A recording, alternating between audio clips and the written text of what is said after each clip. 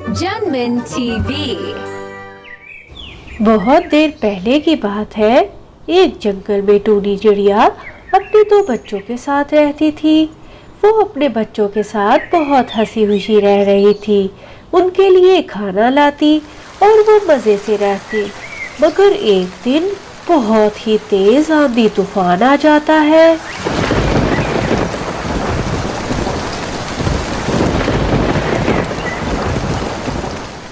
उस तूफान में टूनी चिड़िया का घर भी टूट जाता है और उसका खाना भी गिर जाता है।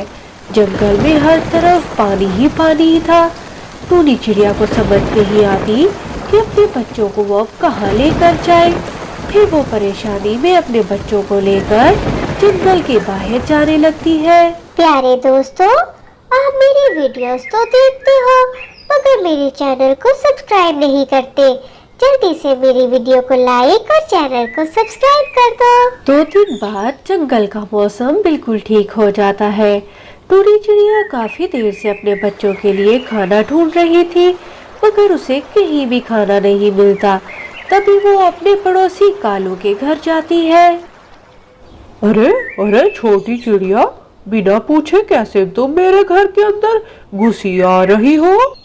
मासूम चिड़िया कालू कौवे का इस कदर गुस्से वाला रवैया देखकर डर जाती है। कालू भैया, क्या आपके पास कुछ खाने को है?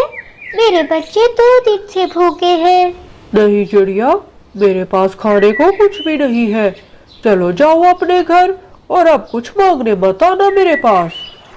बेचारी चिड़िया उदास होकर कौवे के घर से निकल पड़ती है और दिल ही दिल में सोच रही होती है कि वो अब अपने बच्चों को क्या खिलाएगी।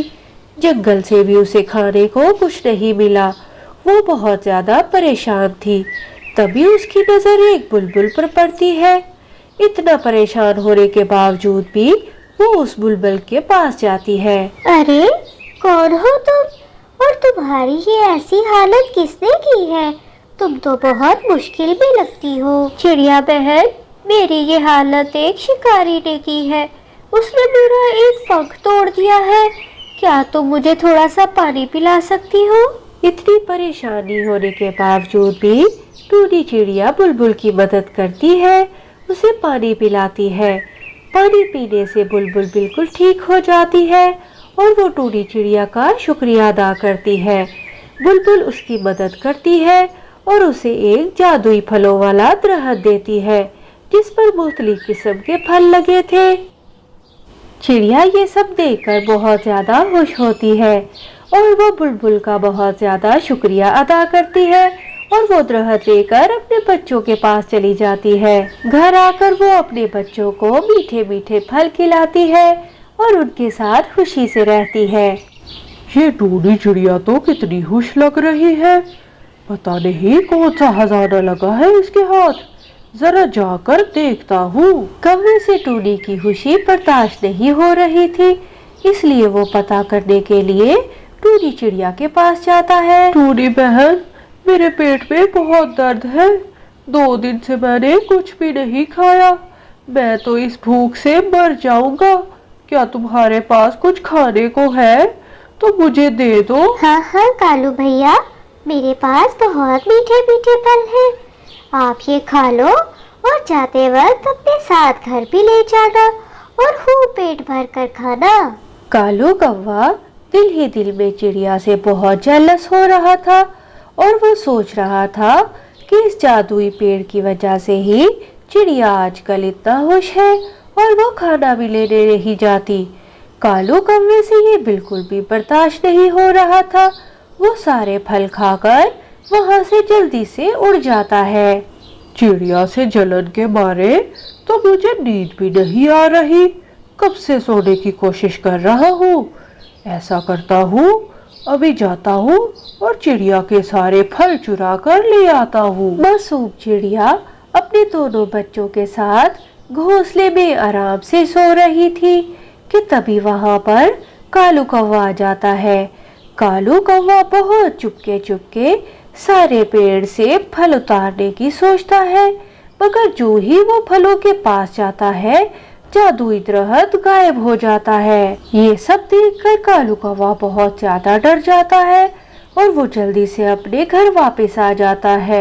उसे अपनी गलती का एहसास होता है और वो जोर जोर से रोने लग जाता है। वो सोचता है वो अगली सुबह ही जाकर टूरी चिड़िया से माफी मांगेगा। अरे मेरा जादुई पेड़ कहाँ गया? मैं अब क्या करूँगी? मेरे बच्चे तो भूखे मर जाएंगे। चिड़िया बेचारी बहुत दुखी होती है। कौवा ये देखकर बहुत परेशान होता है और चिड़िया के पास जाकर कहता है, हाँ चिड़िया बहन, मुझे माफ कर दो। मैं बहुत बुरा हूँ और मैं बहुत लालची भी हूँ। प्लीज मुझे माफ कर दो। मैं बहुत बुरा हूँ। मैं आइंदा कभी ऐसी हरकत नहीं करूँगा। कौवे भैया, क्या हुआ है? आप ऐसे क्यों रो रहे हैं और ऐसी बातें क्यों कर रहे हैं? टूरी बहन, तुम्हारा ये पेड़ मेरी वजह से ही गायब हुआ है।